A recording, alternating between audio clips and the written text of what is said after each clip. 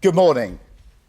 Today we publish a white paper on immigration, a strategy absolutely central to my plan for change that will finally take back control of our borders and close the book on a squalid chapter for our politics, our economy and our country.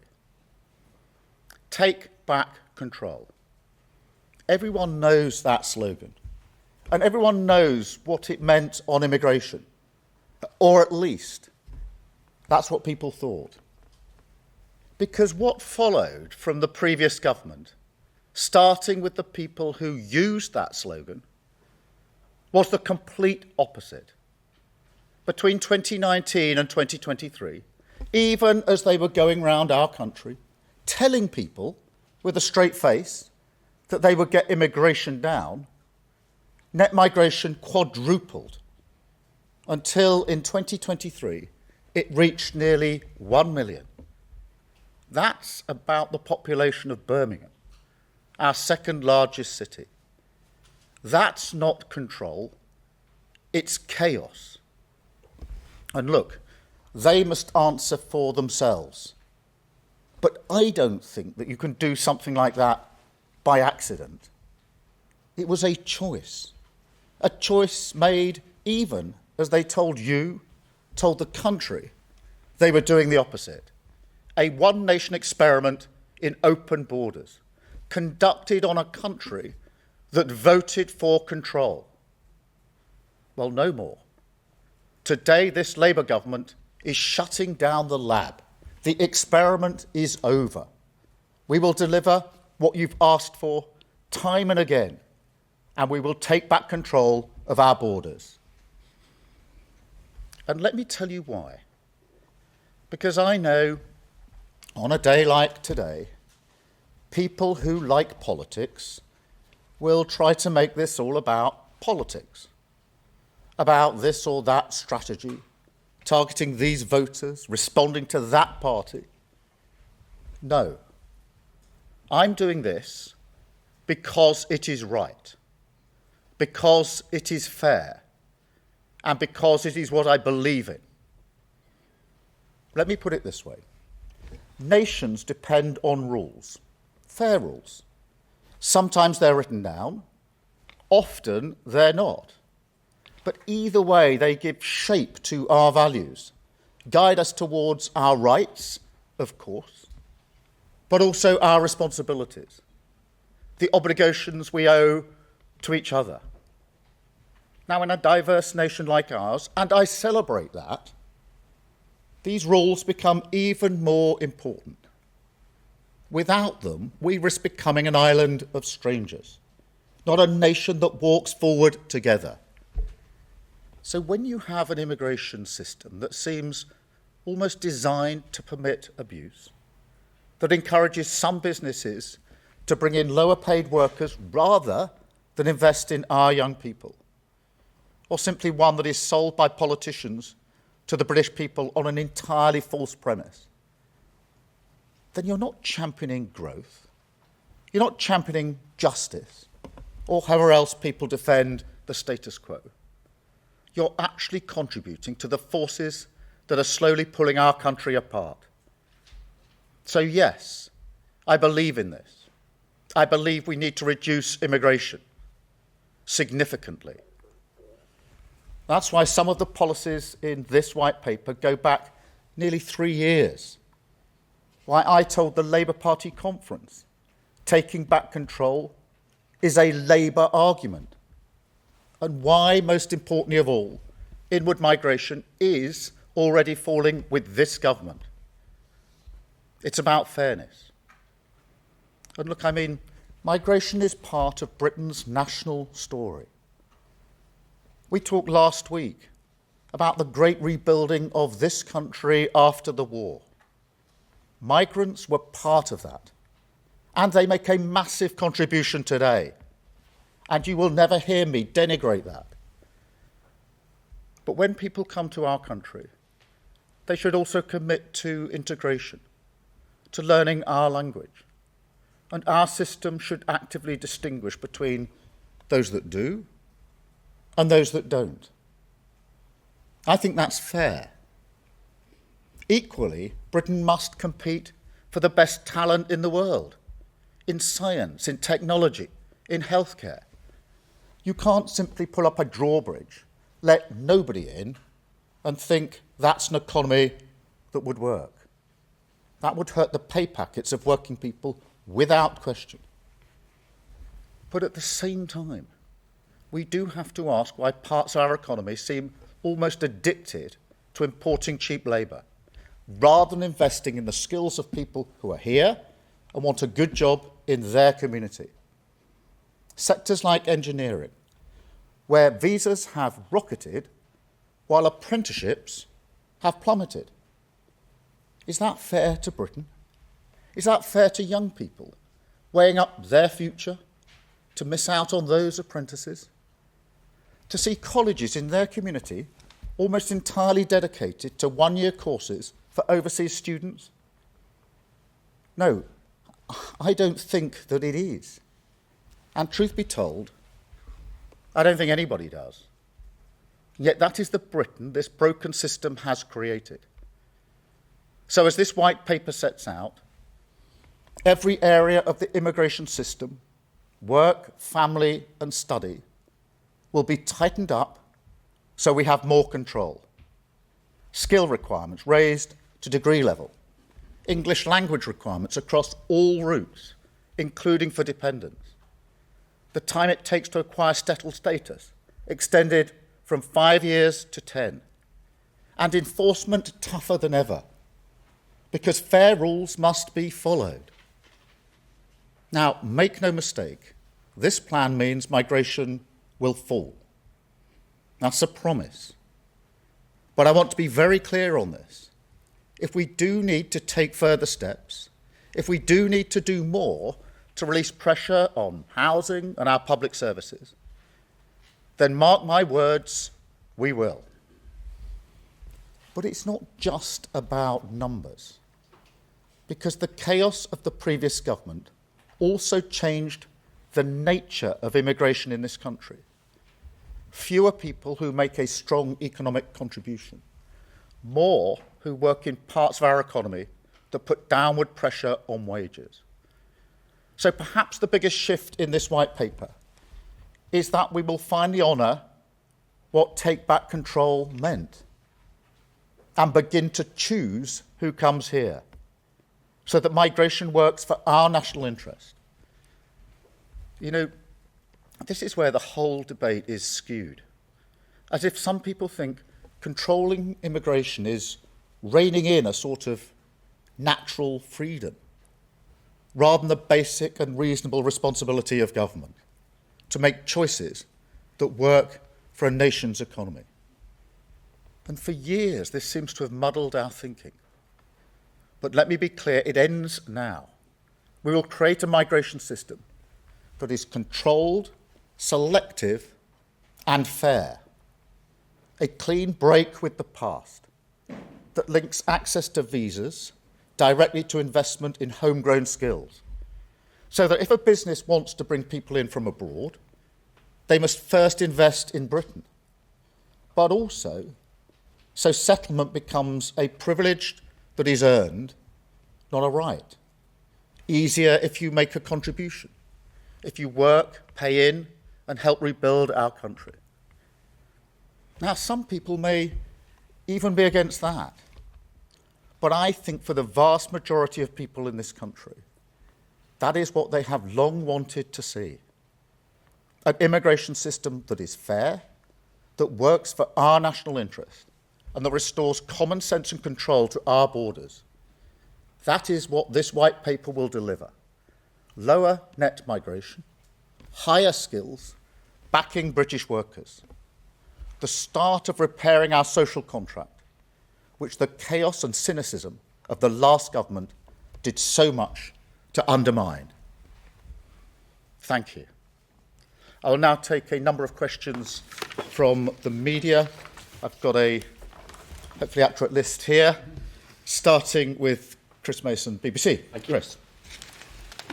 Thank you, Prime Minister. Chris Mason, BBC News. Let's be clear, are you promising today that net migration will fall every year between now and the next election, come what may? Well, I'm promising it will fall significantly, and I do want to get it down by the end of this Parliament significantly. That is what this plan is intended to achieve, the complete opposite of what you saw in the last 4 years. It is frankly incredible that net migration quadrupled in 4 short years to nearly 1 million. This white paper, these plans bring it back into control, make sure it's controlled, that is selective, that we decide who comes to this country, and that it is fair. And that's what we will do, significant reduction in immigration. And as I've indicated, if it becomes necessary to take further measures, then that's what we will do. Thank you. Robert, ITV. Robert Peston, ITV. Prime Minister, you know that countries that want to grow are in a global race for top talent. Your number one priority is growth. Haven't you shot yourself in the foot by insisting that those who want to be citizens now have to live here twice as long as those who want to be American citizens? And if I may, we've just heard that there will be a 90-day massive reduction in the tariffs that China and America are imposing on each other. Are you relieved that at least temporarily they've laid down their economic arms? Well, let me take both those points. I'm not encouraging 2 questions each because we've got to just get through this. On the growth question, I do think this is worth taking some time on because the theory that higher migration numbers necessarily leads to higher growth has been tested in the last 4 years. So we've had the highest net migration when the last government lost control to nearly 1 million and stagnant growth.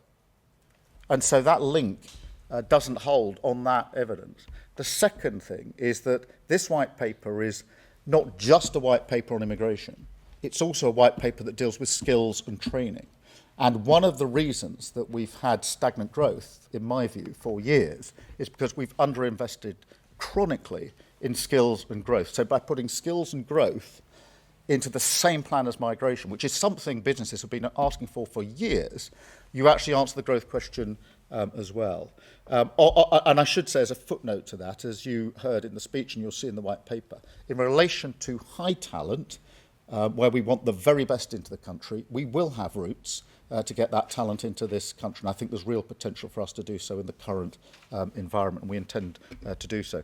On the question of the China tariffs, I just saw something flash up in the room back there. I'm not across the complete detail. I'm very pleased, obviously, that we struck our trade deal with the US last week, which will be measured in very many thousands of jobs and billions of pounds into our economy. Thank you, Robert. Sam from Sky. Sam. Sam Coates, Sky News. Prime Minister, just to pick up on growth and migration. One of the reasons that we've had a laxer migration policy for years is because of basically the Treasury view. Successive chancellors, their fiscal rules, and the way that that interacts with the official forecasts means it's always been an easy win to have more growth by having more people in the country. What's your message today to the Treasury, to the OBR, and are you doing anything to actually change the way that they work and look at all this stuff and calculate the cost-benefit analysis of growth and migration? Yeah, well, thank you, Sam. Just succinctly, and then adding to the answer I just gave. Firstly, the pure theory, if you like, that simply higher migration numbers necessarily leads to higher growth, I think has been tested in the last 4 years. We quadrupled in actually a very short period of time. And, you know, I think whatever political persuasion you are, it is quite extraordinary that net migration quadrupled in 4 years. We've never seen that before in this country, but growth didn't shift. It stayed stagnant. Secondly, this point about skills and migration, what businesses have been calling out for a long time is link migration to the skills and training that we need in this country.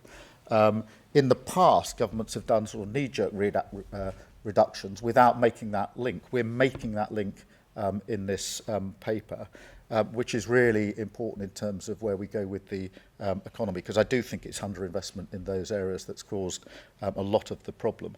The other thing that the paper is doing is readjusting the model, because it's got to a place now where there's many more low-skilled jobs rather than high-skilled jobs. So by adjusting the threshold for skills, this allows migration to be in the areas of high skills, which are more likely to make a significant contribution to our economy. Thank you very much, Sam. I've got Gary from Channel 4. Thank you very much, Prime Minister. Have you been on a bit of a journey yourself on this? Did you used to believe that higher immigration led to higher growth? Would Keir Starmer a few years ago have talked about an island of strangers? Are you one of the people who now thinks that Article 8 of the ECHR is actually a problem and not something that's just exaggerated by other people? Well, Gary, thank you very much. I invite you to dig out my conference speech at Labour Party conference. I know you remember them all. But 3 years ago now, I think it was, when I made the very political argument that I've made this morning, which is that take back control, understanding why you need control, selection, and a fair immigration system, is a Labour argument. And once you've dug out that transcript, there's then the speech I made to the CBI, I think about 3 years ago, making the same argument in relation to business, saying too many businesses, in my view, are too dependent on migration rather than training and skilling up people in this country. And I was signalling to the CBI then that would change under a Labour government. So there's a core consistency through here. On Article 8, yeah, we do want to ensure that the right balance is made in migration cases in relation to the national interest. There's a balance set out in legislation already. That needs to be adjusted, in my view, and that's what we will do. Thank you, Gary. Chris Hope, sorry. There's a lot of Chris's. Chris Hope, GB News. Prime Minister, we've been here before, haven't we? There have been 3 immigration acts since 2014. The Immigration Act in 2014 and 2016 both aimed to reduce immigration. They both failed. Why on earth should GB News viewers think you're going to succeed? And why not give us a promise right now? Why give us a fixed target right now, not a promise, so we can judge you on success? The Tories at least did that, but they failed. Well, look, the difference here, this is the most comprehensive plan that has been put forward. It's been forward to end the Tory sort of wild open borders experiment that we have had. You're right about that. And it looks at all routes, and it's comprehensive. And it does the hard yards of linking skills and business to what we need to do with the economy. So it's not a narrow look just at the numbers. It puts them in their proper context. On the question, which we do want to significantly reduce migration, I'm absolutely making clear that's what it will do, and that if we need to go further, we will. So that's the promise I make to your viewers. I don't think it's sensible to put a hard-edged cap on it. That has been done in one form or another for the best part of 10 years by different prime ministers. The only thing that links those prime ministers and the various caps or quotas or limits they put in place is every single one of them failed. And therefore, going down the failed route is not a sensible way for me. As with everything that I do, serious, pragmatic, looking at the things that will actually make a material difference. Thank you, Chris. Jerry from The Times. Prime Minister Gary Scott from The Times. What is your message to the 9 million inactive adults in the UK at the moment who might not think that they should take work in a care home, for example, and also to some of your Labour MPs who might be squeamish about Labour government taking a tough line on immigration? Well, firstly, that's acknowledged within that 9 million there are some people who can't work, and we need to be clear about that from the start. But there are others who can, and as we've set out in our welfare provisions, the principles are clear. Where people can't work and are unlikely to be able to work, they should be protected and supported. But where people can get into work, they should be supported. The current system does the opposite, and so we will support them into work with a £1 billion package, the right to try, and measures like that. And that if you can work, you should work. And I do think that this white paper should be seen in conjunction with what we're doing on welfare. And on squeamishness, I actually think that the Labour Party has as core values the idea that immigration should be controlled, that it should be selective. We should be choosing who we want, higher skills, the high talent routes into our country. And it must be fair. They're basic Labour arguments and concepts for many, many years. Thank you. I've got Jack from The Sun. Jack. Thank you, Prime Minister. You said just now this is a comprehensive plan to bring down legal migration. You also said in the election you had a comprehensive plan to bring down illegal migration, and so far it seems that isn't working. Small boat crossings are going up on your watch. So why should voters think that your plan to bring down illegal migration will fare any better, especially given you're considering an EU youth mobility scheme, which could actually increase it? Well, let's tackle that head on, because nobody should be getting in a small boat to cross over the channel and illegally entering this country. The last government lost control of the borders. It falls to this government to clear up that mess in the same way we're clearing up all the other messes that they left behind. I am convinced that the way to do that is to take down the gangs that are running the vile trade. And for that reason, we've drafted and put before Parliament a borders bill, which follows through on the promises I made, which is we need to give law enforcement greater powers, going down the counter-terrorism powers. The thing that distinguishes counter-terrorism from other law enforcement is you can take action earlier. You can be preemptive. You can operate in a completely different way. That's why we've gone for a package that allows law enforcement to get in much earlier. That is going through Parliament. Who is voting against that? The Tories, who caused the problem in the first place. Thank you, Jack. Martin from the Daily Mail. Martin. Prime Minister Martin Beckford from the Daily Mail. Gary asked if you've been on a journey on net migration. Similarly, you talked about tough enforcement. One of today's measures is for foreign nationals convicted of any offence to be considered for deportation. Yet just 5 years ago, you signed a letter calling for the halt to a deportation flight that contained, amongst others, 2 people convicted of rape and 3 of GBH. Your views have changed, haven't they? No, I've always said that those who commit offences should be deported. I ran the Crown Prosecution Service for 5 years between 2008 and 2013, and it fell to my prosecutors on my instructions to ask for the deportations in the first place in the Crown courts. So I've been really clear. I've been in charge of cases where we routinely asked for the judge, because that's the way the system operated in those days, to add to the sentence an order at the end that there should be a deportation. So what's that? That's going back the best part of 20 years. Thank you very much. And I've got Michael from the Daily Express. Thank you. Michael. Does going further mean disentangling ourselves from the ECHR and disapplying human rights laws in immigration cases? No. I don't think that is necessary. I also remind myself that the international agreements we've signed have given us the basis for the deals that we've struck on illegal migration. So the Home Secretary has moved fast, working with other countries, to put in place materially improved deals with other countries in relation to migration. That would not have been possible if we had been saying at the same time we're about to withdraw from our international obligations. I could give you many more examples than that, but you can't strike those deals with other countries to work more closely together on law enforcement to smash the gangs, and to work on returns agreements, which is what we want to do, if in the next breath you're saying you don't believe in international law. If you do, you can strike the deals. If you don't, you can't. And one of the features of the last government is they struggled to strike these deals because other countries said, if you don't comply with international law, why should we write and agree an international agreement with you, which to me is plain common sense. Thank you very much. Thank you.